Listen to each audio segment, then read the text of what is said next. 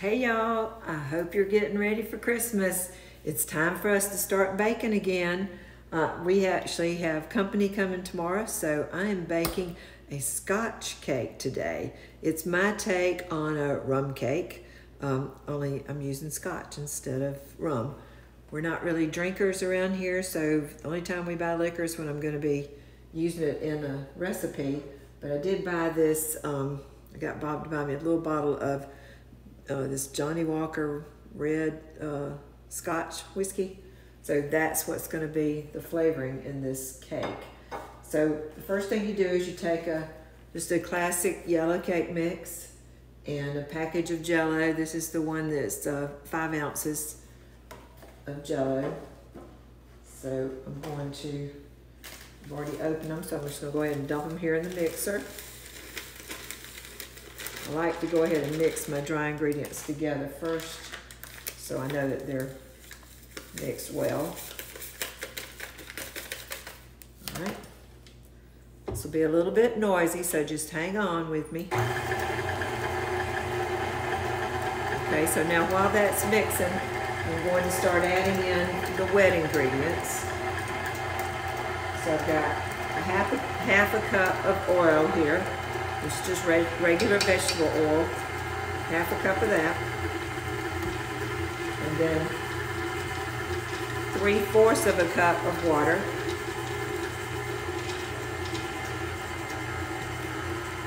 I'm gonna add 4 eggs. I've already cracked them, got them in this bowl, so I'm gonna add them one at a time here.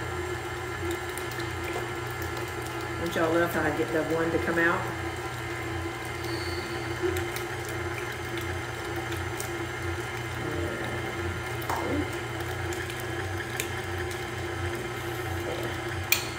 Okay. And then the last thing I'm going to add is 1/4 cup of that Scotch whiskey. Makes it smell really good. So I'm going to beat this for about 4 minutes. Then I'm going to put it in the oven that's going to be set on 325 and bake it for about an hour. And I'm baking it in a tube pan, which I've already sprayed with baking spray. So this is one of the nice things about a tube pan is you can, take the inside part with the cake out and let it cool that way once it comes out of the oven. Anyhow, I'll get back with y'all as soon as this is done and I get it over into the pan and start to put it in the oven. Okay, I'm back. It beat for 4 minutes and then I poured it on over into the pan and I set my pan on cookie sheets just in case it were to leak at the bottom. It'll catch instead of going down in my stove. The oven's almost on 325, but while we're waiting for it, I wanted to ask y'all, any of you who are strong believers and especially believe in the power of prayer, we need some prayer warriors. There's a little girl at my church.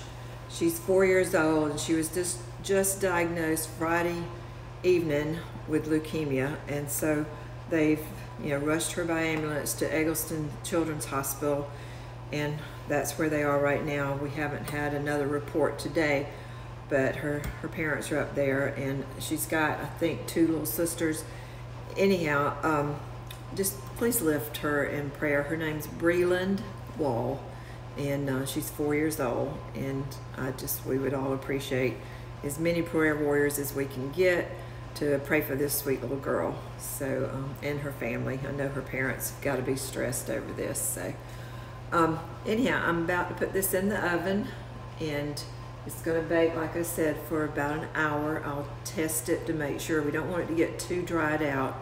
But as soon as it gets where my tester will come out clear, then I'll pull it out of the oven, and then we're going to put a glaze on it. So, and I can tell you already, this batter is delicious.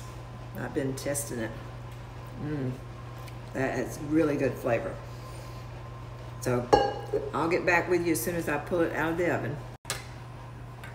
Y'all look, this is the cake. It just came out of the oven. It's very hot. I'm gonna let it cool for about 10 minutes and then I'll dump it out and we'll make the sauce. I've already started melting some butter. the sauce is going to have butter and sugar and some scotch in it, so it'll be really good. I'll show you how to do that as soon as we come back. Okay, I wanted to show you, I got the cake out of the pan. This is, you know, the bottom, the outside part of the pan. Now I'm going to put it over onto my cake plate. And with this cake, you need to have a cake plate that's got a little bit of a lip on it. You see how this cake plate has a lip? Because we're going to be putting this sauce over it. And we would hate for it to,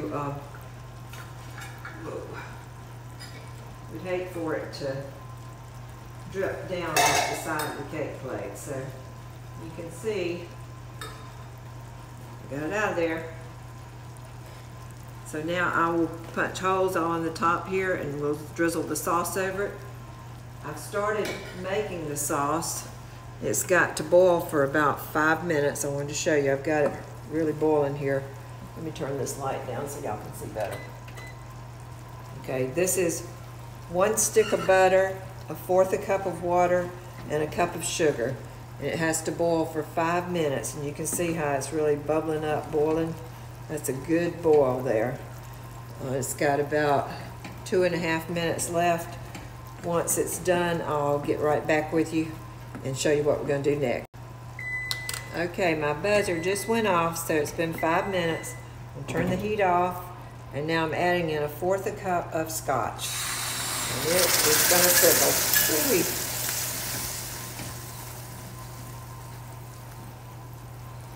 All right. So now we have our glaze that we're going to put all over the cake. As you see, it's still nice and foamy, but it will calm down as we start putting it over the cake. So bring you over here. See if I can put you right here, maybe, so you can see what I'm doing. First, I'm going to just punch holes all in the cake, like this.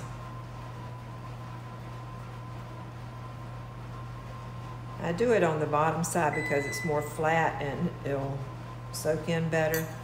Top side's actually prettier, but you can do it either way. This is just the way I've always done it.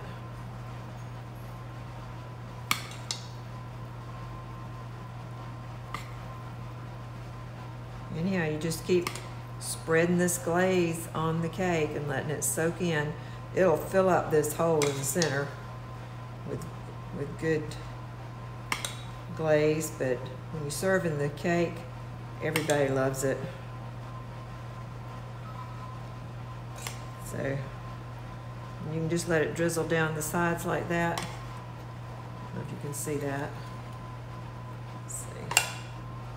You can see how when it just drizzles down the side, how yummy that makes it look too.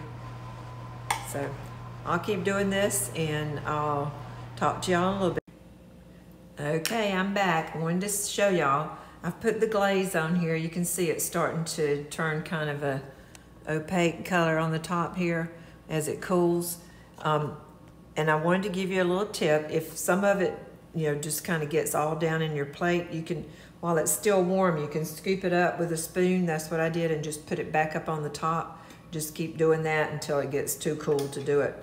And then you can just take a wet paper towel and clean up around your plate so that it looks a little better. So now I'm going to try a slice because nothing is better than a nice warm piece of cake. So I'm gonna let y'all know how it is. Get a fork here. Try to get this out. First piece is always the hardest one to get out. Okay. So, yum, yum. Let me pull this up so I can see you, or you can see me. And,